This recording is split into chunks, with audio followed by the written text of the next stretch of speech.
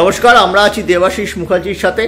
দেবাশিসদা, একটা ঘটনা হচ্ছে যে আগে সন্তোষ ট্রফি যখন খেলতো তখন তো একটা সময় সেরা টুর্নামেন্ট ছিল, জাতীয় দলে যারা ভালো পারফর্ম করতো তারাই পেত।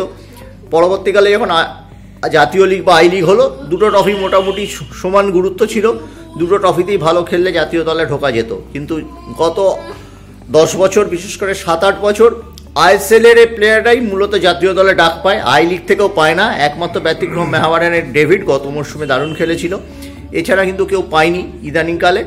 সন্তোষ ট্রফির এই যে ছেলেগুলো খেললো, বাংলাকে যে বাংলার ফুটবলের নতুন ভোরে এনে দিল, এই ছেলেগুলোর ভবিষ্যৎ কি? এরা বা এই ছেলেগুলোর কোন পথে এগোনো উচিত? একজন দাদা হিসেবে, একজন সিনিয়র প্লেয়ার হিসেবে তোমাকে যদি বলি, তুমি কি বলবে? দেখো, এই ছেলেগুলোর কিছু ছেলে সিনিয়র প্লেয়ার আছে, আমি তাদের কথা বলছি না, কিন্তু যারা জুনিয়র ছেলে আছে, আন্ডার-19, আন্ডার-21, সেই ছেলেগুলোর ভবিষ্যৎ দেখো। আমাদের সিস্টেম এমন হয়ে গেছে যে আই লিগ, আইএসএল, এটাই দুটোই মেন এখন টুর্নামেন্ট হয়ে গেছে। তো এই ছেলেগুলো আই লিগ খেলে না, আইএসএল তো পরে ছেড়েই দিলাম, আই লিগ খেলে না। আই লিগ খেললে আবার সন্তোষ ট্রফি খেলতেই পারতো না, খেলতে পারবে না, এই নিয়ম করে দিয়েছে। ঠিক আছে, এখান থেকে যে ছেলে উঠলো, তাহলে সেই সিস্টেমটা করে দিক যে এই যে বেঙ্গল থেকে ছেলেগুলো যে আজকে চ্যাম্পিয়ন হয়ে ফিরলো, এই ছেলেগুলোকে যে আবু সুফিয়ান বা বিক্রম প্রধান, যে একদম তরুণ ছেলে, বিক্রম তো তোমার আন্ডারেও ছিল বেঙ্গল ফুটবল একাডেমিতে। তো এরা তো এদেরকে আই লিগের টিমগুলো যাতে সই করায়, এই সিস্টেমটা করা উচিত, এআইএফএফ এর করা উচিত অন্তত। দেখো, তাও হবে না, এআইএফএফ এটা করবে না, কারণ প্রত্যেক ক্লাবের নিজস্ব একটা ফরম্যাট আছে, নিজস্ব মানুষ আছে, তারা তাদের মতো চলে।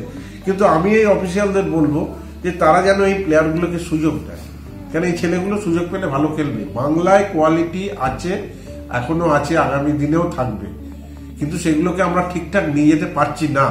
এখন হচ্ছে এটা হাই টাইম, এই জায়গায় এই যে বাংলা টিমটা চ্যাম্পিয়ন হয়েছে, এদেরকে নিয়ে যাওয়া হোক, এদেরকে আই লিগের ক্লাবে নিয়ে যাওয়া হোক, ট্রায়াল দেওয়া হোক, আইএসএল এ নিয়ে যাওয়া হোক, ট্রায়াল দিয়ে নেওয়া হোক। কত ছেলে তো বসে আছে আইএসএল এ, তো এরা কত ছেলে বসে আছে এদের চেয়ে বিলো কোয়ালিটির ছেলে, তারা গিয়ে দিনের পর দিন আজ এই ক্লাব, কাল ওই ক্লাব, ওই এজেন্ট ধরা আছে। প্রত্যেক বছর কোনো ক্লাবে ঘুরে 10-20 লাখ টাকা করে হয়ে যায়, এদের সিস্টেমে পড়ে গেছে সব। এটা কেন হবে? আমি ভালো ছেলেকে কেন নেব না? এরা তো খেলে প্রমাণ করেছে এরা খেলতে পারে, তাহলে এদেরকে কেন নেব না? এইটা যদি দেখে অফিসিয়ালরা বলো, রাজ্য সরকার বলো, যদি হাতে থাকে, আমাদের এখানকার অফিসিয়াল যারা আছে, অ্যাটলিস্ট মোহামেডান এই 3টে টিম তো আছে, মেহাবাডানের তো বেশ কিছু প্লেয়ার, কোয়ালিটি প্লেয়ার লাগবে। ইন্ডিয়ান মেহাবাডানের তো আরো বেশি করে নেওয়া উচিত এখান থেকে। ইন্ডিয়ান প্লেয়ার তো ভালো নেই, তাহলে এগুলো তারপর তো রিজার্ভ টিম গুলো তো হয়, এরা তো সে টিমেও নেই না।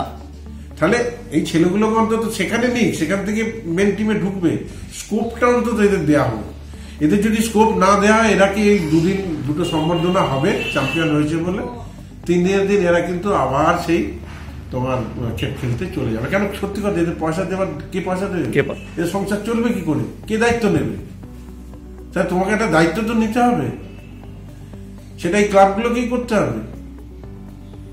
আজ 2.5 মাস 3 মাসে কলকাতা লিগ হয়, ক্লাবগুলো 3 মাসের কন্ট্রাক্ট করে, 4 মাসের কন্ট্রাক্ট করে, ক পয়সা পায় গো? ক পয়সা চলবে এদের?